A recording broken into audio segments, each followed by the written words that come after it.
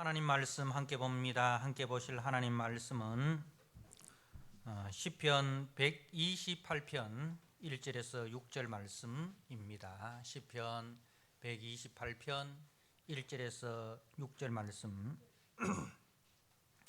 주신 말씀을 봉독드립니다. 여호와를 경외하며 그의 길을 걷는 자마다 복이 있도다. 네가 네 손이 수고한 대로 먹을 것이라. 네가 복되고 형통하리로다. 네 집 안방에 있는 네 아내는 결실한 포도나무 같으며 네 식탁에 둘러 앉은 자식들은 어린 감람나무 같으리로다. 여호와를 경외하는 자는 이같이 복을 얻으리로다. 여호와께서 시온에서 네게 복을 주실지어다. 너는 평생에 예루살렘의 번영을 보며 네 자식의 자식을 볼지어다. 이스라엘에게 평강이 있을지로다. 아멘. 하나님, 그렇습니다. 내가 주님을 믿는 것에는 후회가 없습니다. 하나님, 우리가 이 세상에 태어나서 가장 잘한 일이 있다면 예수를 믿어 내가 하나님의 자녀가 되고, 예수를 믿어 내가 하나님 나라의 기업을 이을 상속자가 된 것이 내 인생에 있어서 가장 큰 행운이고 가장 큰 축복인 것을 다시 한번 찬송을 통하여 우리가 고백합니다. 하나님, 오늘 말씀을 통해서 다시 한번 우리가 복된 사람이라는 것을 기억하게 하시고, 또 복된 사람이 어떻게 살아가야 하는가를 말씀을 통해서 다시 한번 깨닫는 시간 되게 하여 주시옵소서. 주의 성령께서 우리 모든 성도들의 심령을 찾아가 주셔서 그 마음 문을 열어주시고 마음 눈을 밝혀 주시옵소서. 예수님 귀하신 이름으로 감사하며 기도드리옵나이다. 아멘. 예, 우리 찬양대가 오랫동안 준비를 해서 이렇게 귀한 또 찬양으로 하나님께 영광을 드렸습니다. 그렇습니다. 우리가 예수를 믿는 것에는 후회가 없다. 이것이 나의 간증이고 이것이 나의 찬송이다 는 것이 정말 우리 이 찬양대의 고백을 넘어서 우리 모든 성도들의 고백이 되고 간증이 되기를 바랍니다. 오늘 시편 128편 두 번째 시간, 복받은 자의 생활이라는 제목으로 주신 말씀을 함께 나누고자 합니다. 우리가 누구를 향해서 복받은 사람이라 그렇게 말할 때가 있어요. 야, 진짜 저 사람 복받은 사람이다. 진짜 저 사람 복받은 사람이다. 이런 말을 할 때가 있지 않습니까? 그죠? 한번 여러분들 머릿속으로 한번 생각해 보십시오. 그런 사람이 어떤 사람인지, 내 주변에 그런 사람이 어떤 사람인지 머릿속에 그려지지 않습니까? 그때 우리가 내 머릿속으로 진짜 저 사람은 복받은 사람이라고 말할 때 그 복의 기준이 뭡니까? 여러분들이 지금 내가 자기 머릿속으로 그 사람은, 그 가정은 참 복받은 사람이라고 생각을 했는데, 그렇게 생각할 때 복의 기준이 뭐였습니까?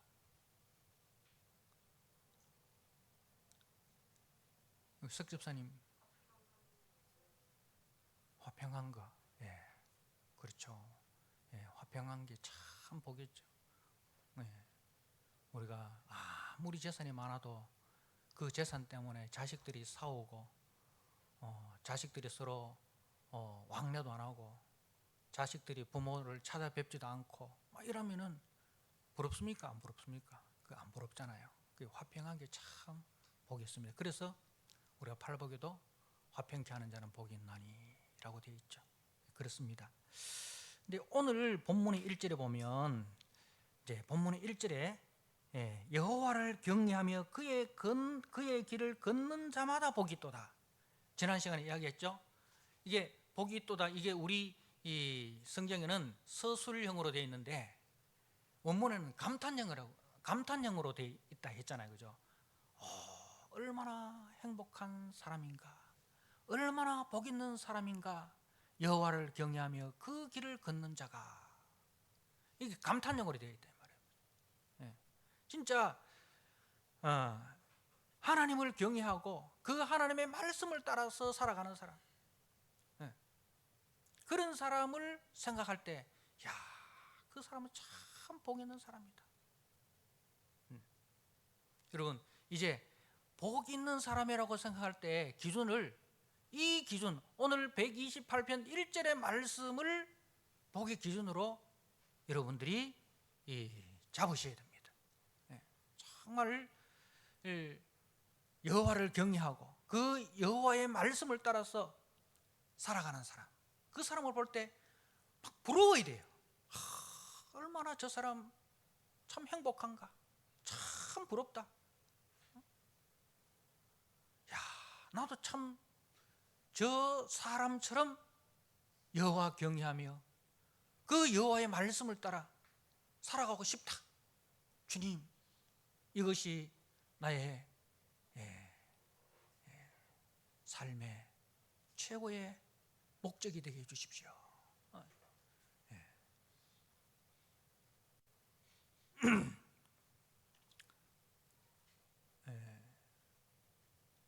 어제 우리 이 교회에서 코로나로 인해서 잠시 중단되었던 그 선교지 탐방을 다녀왔습니다. 순천, 우리가 예전에 손양원 목사님 그 기념관하고 그 묘지하고 갔다 왔는데, 이번에는 동일하게 순천인데 순천의 기독교 역사 박물관과 맷산등 순례길이었습니다. 이제 전남 지역의 선교사님들이 그 순천에 오셔서 선교하셨던 그 역사적 인 땅을 우리가 이제 밟으면서, 또 해설사의 해설을 들으면서, 또 박물관에 가서 친히 그분들이 남긴 그 흔적들을 이렇게 보았습니다. 저는 거기서 많은 감동을 받았는데, 그 중에 특별히 보니까 선교사님들이 한 450명 이상이 이렇게 들어오시면서 이제 선교사님들이 세 부류가 계시는데, 복음을 전하시는 이제 선교사님들이 계시고, 그다음에 교육을 이제 그 담당하시는 선교사님들이 계시고, 의료를 담당하시는 선교사님들이 계신데 거의 3분의 1, 3분의 1, 3분의 1 정도 그렇게 되더라고요.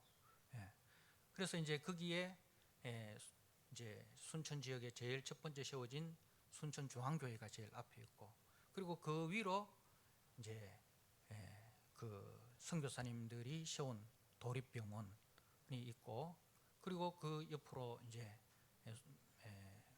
그 맷산 중학교, 그리고 남고여고 이렇게 있더라고요. 근데 거기에 이제 보니까 그 선교사님들이 교훈으로 이렇게 그 새긴 그 글이 이제 바위에 이렇게 기록이 되어 있지 않습니까? 그게 이제 뭐 우리 일반 저는 이제 일반 고등학교, 이제 중학교 뭐 이렇게 다녔는데, 근데 기독교 재단들의 특징이 이 사람이 사람으로서 살아가야 할 삶의 도리를 가르치더라고요. 그래서 여호와를 경외하고 이웃을 사랑하자. 그리고 하나님의 사랑으로 큰 사람이 되자. 그리고 거기에 우리가 지금 시편 127편을 우리가 배웠지 않습니까? 이제 그 1절이 기록되어 있더라고요. 여호와께서 집을 세우지 아니하시면 세우는 자의 수고가 헛되고 여호와께서 성을 지키지 아니하시면 파수꾼이 끼어 있으며 헛사로다. 이렇게 딱 시작합니다. 진짜 사람이 사람으로서 살아가야 할 그 사람의 본분에 대해서 가르치는 거예요. 하나님을 사랑하며 큰 사람이 되자. 네. 그 큰 사람이 어떤 사람입니까? 여러분, 그 공부 잘해가지고 높은 지위를 얻는 사람, 재벌이 되는 사람, 그런 사람이 큰 사람입니까? 그런 사람을 말하는 게 아니에요. 하나님의 복을 흘러보내는 사람, 그죠? 하나님의 복을 흘러보내는 축복의 통로로 구원의 도구로 살아가는 이 큰 사람이죠. 진짜 어른, 어른, 원로, 원로. 그 사람을 생각하면 그 사람을 찾아가서 무슨 고민을 털어놓더라도 그 사람은 다 들어주고 거기에 대해서 뭔가 삶의 지혜를 가르쳐 줄 수 있는 그런 사람, 이 큰 사람인 거예요. 어느 한쪽에 치우쳐가지고 있는 사람이 아니라 좌우를 통틀어서 다 이렇게 수렴을 해서 그야말로 그들에게 하나님의 길을 바로 가르쳐주고 또 그 길을 먼저 걸어간 사람이 큰 사람 아닙니까? 그런 사람들을 이제 길러내는 거죠. 근데 그 이제 선교지에 가서 그 해설사가 제일 먼저 하는 이야기가 이제 여수 순천 그 여순 사건에 대해서 이제 이야기를 시작을 하더라고요. 그러니까 이제 그쪽은 여수 순천 사건에 이 매산 등이 역사적인 현장이더라고. 거기에 그 학교에 그 담이 흙담이야. 그때 1930년도에 선교사님들이 학교를 세울 때 그 흙담이 그대로 이렇게 보존이 되어 있더라고요. 근데 참 흙담이 이 돌담길, 그 돌담이 참 아름답잖아요, 그죠? 노래도 있지 않습니까? 덕수궁 뭐 돌담길 쭉 하는 그런, 그냥 보면은 그냥 아름다운 그런 길이죠. 아름다운 길인데, 그런데 그 여순 사건 때 거기에 사람들을 세워놓고 다 총살을 시켰던 그 현장이다. 그 총살 당한 거기에는 3살짜리 아이도 있다는 거예요. 근데 이제 그렇게 가족들이 참 좌가 뭔지 우가 뭔지 그들이 알겠습니까? 그리고 그들에게 있어서 좌가 중요합니까? 우가 중요합니까? 그들에게 있어서는 좌든 우든 가족이 중요한 거 아닙니까? 그죠? 지금 가족들의 입에 풀칠하는 것이 가족들의 그 생존이 제일 큰 문제고, 그죠? 가족들의 생존이 제일 큰 문제고 가족들의 건강이 제일 큰 문제예요. 그분들에게 있어서 좌든 우든 필요 없어요. 좌가 되든 우가 되든 그냥 우리 가족들을 평안하게 일한 만큼 대가를 받고, 그죠? 일하고 집에 와서 같이 가족들이 한성에서 둘러 앉아서 밥 먹고 그렇게 화평하게 살아가는 것을 뭐 유지시켜 주는 것이라면 좌든 우든 그들에게는 관계가 없어요. 그들이 무슨 사상이 있습니까? 그들에게 무슨 이념이 있습니까? 그들에게 가장 큰 사상이라는 것은 이 가족 공동체, 그죠? 그리고 우리 이 동네가 서로 간에 화목하고, 그게 이제 그들에게 있어서 가장 큰 이념이고 또 그들에게 있어서는 가장 큰 목표예요. 근데 그렇게 가족들이 죽었어요. 총살을 당해 죽었는데, 근데 사람들이 이제 후환이 두려워서 가족들의 시신을 치우지를 못하는 거예요. 그 가족들의 시신을 치우면 또 좌익이 되고 빨갱이가 되고 해서 이제 또 보복을 당하니까 가족이 그렇게 억울하게 죽었는데 시신을 매장도 못하고 그냥 눈물만 흘리고 있는데, 그때 누가 나서느냐 하면 선교사님들이 나서가지고 그 시신을 다 매장을 시켜준 거예요. 외장을 시키면서 이 사람이 누구다는 것을 이제 다 표시를 해가지고 그렇게 매장을 시켜줬다 하더라고요. 예. 예.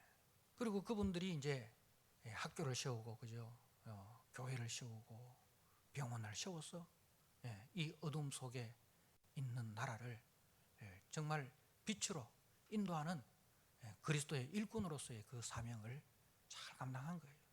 그러니까 오늘날 우리 한국교회의 수많은 갈등들 있지 않습니까? 지역의 갈등, 빈부의 갈등, 남녀의 갈등, 뭐 수많은 갈등들이 있습니다. 그리고 크게는 이 남북의 갈등, 이게 언제 해결될지 모르겠습니다.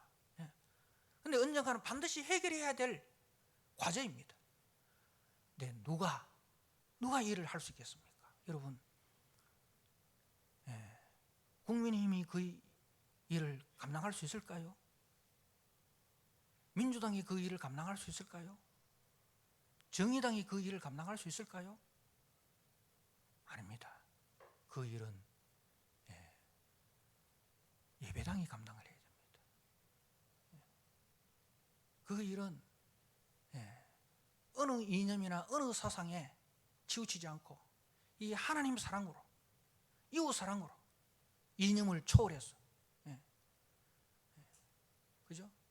자신의 생명도 아끼지 않고 자신의 이익을 열어놓고 복음의 빚진 자로서 살아가는 그 선교사들의 후예, 바울의 후예, 그리스도의 제자들인 이 예배당이 감당해야 됩니다. 그 일을 위해서 선교사님들이 그 고난 속에서도 교회를 세우고 복음을 전했던 겁니다. 저는 거기서 우리의 사명을 깨달았습니다. 지금 또 그 일을 위해서 우리 선교사님들이 참 세계 각 곳에서 일하고 있지 않습니까? 우리 교회만 해도 우리 칠레의 하봉국 선교사님, 그리고 중국의, 터키에, 그리고 저 자기의 글이 없는 그 완본 족속들에게 글을 만들어주고 문명을 태치하면서 그 일을 우리 선교사님들이 하고 있지 않습니까? 그죠? 우리가 정말 복음의 빚진 자들이에요.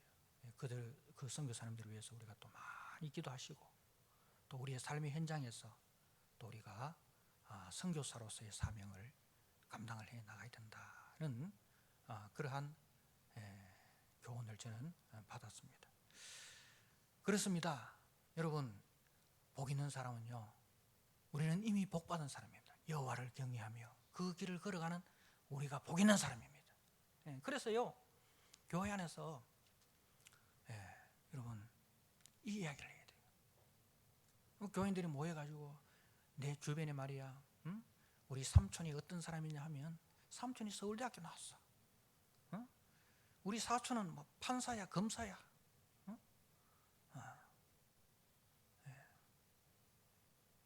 그런 이야기를, 그걸 복받은 사람인 것처럼 그렇게 생각을 하고 그 사람을 자랑하면 안 됩니다. 그 사람들이 나를 부러워해야 됩니다. 그 집에는 뭐 스카이 다니는 사람도 없고, 큰 삼성, LG, 현대 다니는 사람 없어도 그 자녀들은 부모님을 그렇게 공경하고 형제간에 그렇게 우애하고, 참 사람을 사람답게 대접하는, 그 집에 가면 왠지 마음이 편해. 뭔가 거기는 우리와 다른 느낌이 있어. 그 사람들이 우리를 부러워해야 돼.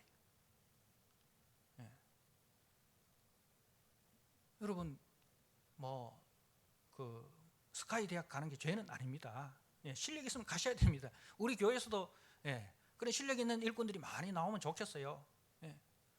법관이 되고 뭐 고위 공직자가 되고 하셔서 그 속에서 정말 요셉처럼 그것을 목표로 하는 사람이 아니라, 하나님이 그 자리를 주신다면 그 자리에서 하나님의 사람으로서의 자신의 역할을 잘 감당하면 좋겠어요. 그러나 그 자리 자체가 우리의 비전이 되어서는 안 되고, 그 자리 자체가 우리의 부러움이 되어서는 안 된다는 거죠. 그 자리 자체가 우리의 복의 기준이 되어서는 안 된다는 거예요. 그래서 오늘 1절에 여호와를 경외하며 그의 길을 걷는 자를 볼 때 진짜 저 사람 복 있는 사람이다. 진짜 저 사람 행복한 사람이다. 우리는 바울이 너무너무 부러워야 됩니다. 그 주기철 목사님이, 손영훈 목사님이 걸어가셨던 그 길이 너무너무 부러워야 됩니다. 그 선교사님들이 이 한국에 오신 선교사님들이 다 엘리트들이에요. 미국의 그 유명한 대학의 의대를 졸업하고 미국에서 다 이렇게 그 물질적으로 또 사회적인 지위도 다 보장되어 있는 그 자리를 다 내려놓고, 그죠? 지금은 코리아 하면 사람들이 다 알지만은 그때는 사람들이 이 아시아에 일본하고 중국만 있는 줄 알아요. 조선이라는 나라를 알지도 못하는 거예요. 그죠? 그러한 때에 이 조선이라는 나라에 정말 그 복음을 들고 오셔가지고 그 속에서 참 풍토병으로 어린 자녀들이 죽고, 그죠? 남편이 죽은 그 자리에 다시 이 아내가 와서 거기에 학교를 세우고 그렇게 헌신을 하고, 그 아버지 어머님이 죽은 그 자리에 아들들이, 그리고 그 아들의 아들들이 자리를 지키고, 그런 사람들을 우리는 참 복 있는 사람이다. 그래서 3절에 보니까 그런 사람들이 말입니다. 네 집 안방에 있는 네 아내는 결실한 포도나무 같으며 네 식탁에 둘 앉은 자식들은 어린 감람나무 같으리로다. 여러분, 우리가 가정은 어떤 것입니까? 우리가 이제 젊은 우리 친구들이 결혼을 하는데 결혼의 목적이 무엇입니까? 결혼의 목적 행복입니까? 결혼의 목적을 행복이라고 생각하면 여러분 잘못이에요. 결혼의 목적은 행복이 아니라 거룩입니다. 성경이 그것을 이야기하고 있어요. 그래서 결혼의 목적은 거룩입니다. 거룩을 향해서 나아갈 때에 저절로 주어지는 그 결과물이 행복이에요. 행복을 목적으로 하면요, 행복을 얻을 수 없어요. 근데 거룩을 목적으로 하고 나아갈 때에 거기서 나타나는 열매가 뭐냐? 행복이에요. 자, 우리가 에베소서 5장 말씀을 한번 보십시오.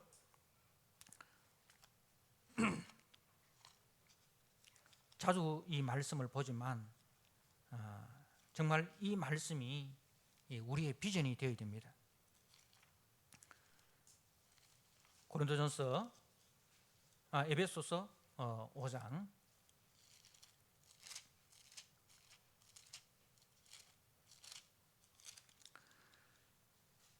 5장 21절에 그리스도를 경외함으로 피차 복종하라 하고, 22절에 아내들이여 자기 남편에게 복종하기를 주께 하듯 하고, 이제 우리 이 여자 청년들 또 우리 여성도님들은 이 말씀을 통해서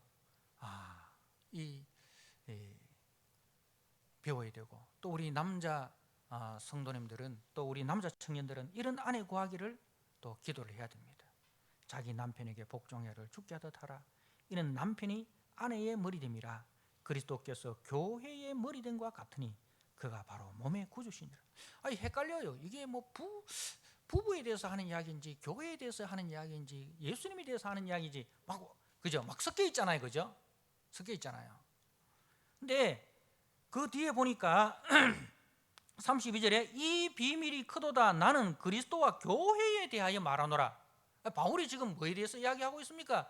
가정에 대해서 하는 이야기인 것 같잖아요. 그죠? 아내는 이러해야 되고 남편은 이러해야 되고 이렇게 하면서 그 뒤에 가서는 또 엉뚱한 것 같은 이야기를, 이 비밀이 크다. 이게 비밀이다.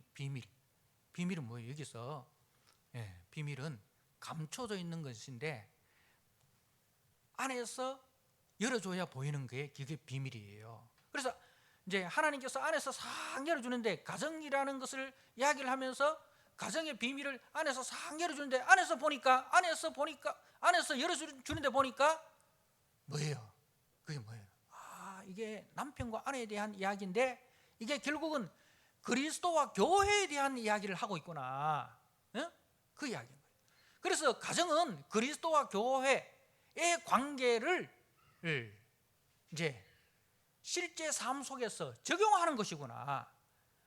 아내는 그리스도의 역할을 하고 아내는 교회의 역할을 하고 남편은 그리스도의 역할을 하는 그 역할극이구나. 그래서 우리는 그 역할을 통해서 우리가 보여줘야 하는 것은 가정을 넘어서 교회를 보여줘야 되구나. 그리스도를 보여줘야 되구나. 교회를 보여줘야 되구나. 그걸 깨달아야 되는 거죠. 그러니까 결혼의 목적은 행복에 있는 것이 아니라 거룩의 목적이 있구나. 그래서 내가 저 아내를 통해서, 내가 저 남편을 통해서 우리 가정이 거룩한 신앙의 공동체가 되고 거룩한 하나님의 자녀로 우리가 서로 세워져 가는 거구나. 그걸 이제 말씀을 하는 거예요. 성도의 가정은 이처럼 여호와를 경외하며 그 말씀을 따라 살아가는 곳입니다. 그 일에 부부가 한마음이 되어서 각자에게 주어진 역할을 따라 헌신을 해야 됩니다. 그렇게 살아갈 때 주어지는 결과가 바로 오늘 시편 128편의 3절의 모습이에요. 그게 3절의 모습입니다. 이런 가치관과 기준을 가지고 부모님들이 이 여호와 경외하는 삶을 살아갈 때에 자녀들도 그런 부모를 공경하고 그 신앙을 따라가게 되는 거예요.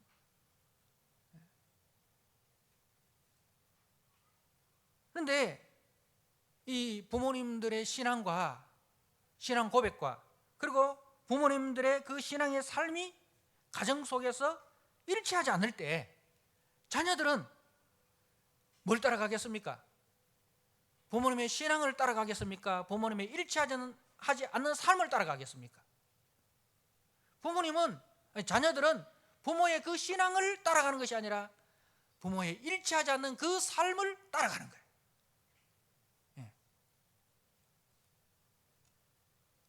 우리 성경 속에 보면 엘리의 가정이 그랬습니다. 엘리 아버지 엘리가 말입니다. 제사장이었지만 제사장으로서의 아름다운 직분을 감당하지 못했어요. 그러니까 그 엘리의 두 아들 홈리와 비나스가 아버지의 제사장의 신앙을 따라가는 게 아니고 그 삶을 따라가는 거예요. 그래서 엘리의 두 아들은 불량자라. 왜 불량품이 나옵니까? 그 불량품을 만들어내는 기계에 문제가 있는 거예요. 그죠? 그 기계가 뭔가 잘못되었기 때문에 불량품이 나오는 거예요. 불량품 보고 뭐라 하면 안 되는 거예요. 그 불량품을 만들어내는 기계를 다시 만들어야 되는 거예요. 그죠? 그 기계를 뜯어보고 그 안에 뭔가 이렇게 결함이 있구나. 여기서 결함이 생겨서 이런 불량품이 나오네. 이제 나오는 불량품을 계속 고쳐봐야 계속해서 불량품이 나오는데, 그죠? 사랑하는 성도 여러분, 2절에 네 손이 수고한 대로 먹을 것이라 네가 복되고 형통하리로다. 복되고 형통하리로다.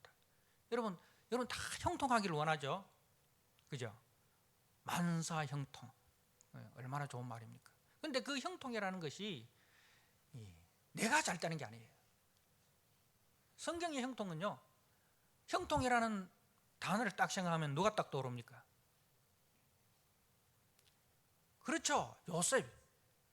정말 여러분 요셉처럼 살고 싶습니까? 나 요셉처럼 살 자신 없어요. 그죠? 요셉처럼 살아라 하면 난 뛰쳐나올 것 같아요. 그죠? 보디발의 그 집에서 억울한 누명을 쓰고 감옥에까지 내려갑니다. 아마 나 같으면 거기서 막 그냥 자포자기할 것 같아요. 하나님 앞에 그냥 원망의 기도만 할 것 같아요. 하나님 너 뭐 잘못했습니까? 형들한테 팔려가지고 여기까지 와서 고생하는 것만 해도 억울한데 내가 하나님 앞에 뭔 잘못한 게 있길래 또 이 보디발의 아내에게서 이 누명을 덮어쓰고 이 감옥까지 내려 와야 합니까? 내가 어디까지 내려가야 합니까? 자포자기할 것 같아요. 네, 그 요셉은 형통이라는 것이 요셉은 고생하는데 그 요셉을 통해서 주변이 복을 받잖아요. 요셉을 통해서 보디발의 집이 복을 받고, 그죠? 요셉을 통해서 그 감옥이 복을 받고, 이게 형통입니다. 예수님을 통해서 우리가 복 받잖아요. 고생은 예수님이 하고 복은 우리가 받잖아요. 예수님은 십자가에 대신 죽으시고, 우리는 예수님의 대신 죽으심으로 우리는 생명을 얻고 하나님의 자녀가 되고, 이게 형통이에요. 이게 기독교의 원리예요. 오늘 이 128편의 성도는 여호와를 경외하며 그 길을 걷는 것이 넓은 길입니까? 좁은 길입니까? 한없이 좁은 길입니다. 찾는 사람이 적습니다. 그죠? 이 십자가 길, 주님이 걸어가신 길이에요. 여호와를 경외하며 그 길을 걷는 자가 누가 있었습니까? 아담이 그랬습니까? 못했습니다. 아담이 실패했어요. 그 아담의 실패로 아무도 이 길을 걸을 수가 없는 거예요. 근데 예수님만이 우리의 형제가 되셔서 이 땅에 오셔서 이 길을 걸어가심으로 내가 곧 길이요 진리요 생명이니 해서 예수님이 내신 그 길을 통해서 우리가 하나님의 은혜의 보좌 앞으로 담대히 나아갈 수 있게 된 것이. 그래서 예수님의 삶이 형통한 삶이라, 형통케 하는 삶이라. 우리는 그 일을 위해서 부름을 받았다는 거예요. 그래서 우리 믿음의 성도의 관심은 자신에게만 있으면 안 됩니다. 어떻게든지 내가 예수 잘 믿어가지고 내가 복을 받고 말이지, 우리 자녀들이 잘 되게 하고 말이지. 그래서 세상에서 떵떵거리는 그런 집을 세워야지. 여러분, 그게 아니에요. 바로 나를 통해서, 나의 희생과 나의 섬김과 나의 낮아짐을 통해서 내 주변이 하나님의 은혜를 보고 하나님의 영광을 보고 하나님의 나라를 보고, 그리고 그 하나님 나라를 부러워하고 그 하나님 나라로 찾아오는 침노하는 그러한 삶을 사는 것, 그렇습니다. 그래서 오늘 결론적으로 5절과 6절에 여호와께서 시온에서 내게 복을 주실지어다. 이 복이 어디까지 흘러갑니까? 시온에까지. 너는 평생의 예루살렘의 번영을 보면 누구를 통해서, 이 예루살렘의 번영이 누구를 통해서 왔습니까? 1절에 그죠? 여호와를 경외하며 그 길을 걷는 사람을 통해서 이 복이 온 거예요. 여러분, 이 복의 결과만 보지 마시고 이 복의 열매가 어떻게 누구에게서 해서 맺혀졌는지를, 그 뿌리를 보라는 거죠. 네 자식의 자식을 볼지어다. 누구를 통해서? 나를 통해서. 이스라엘에게 평강이 있을지어다. 누구를 통해서? 나를 통해서. 그렇습니다. 사랑하는 성도 여러분, 우리는 이 일을 위해서 부름을 받았습니다.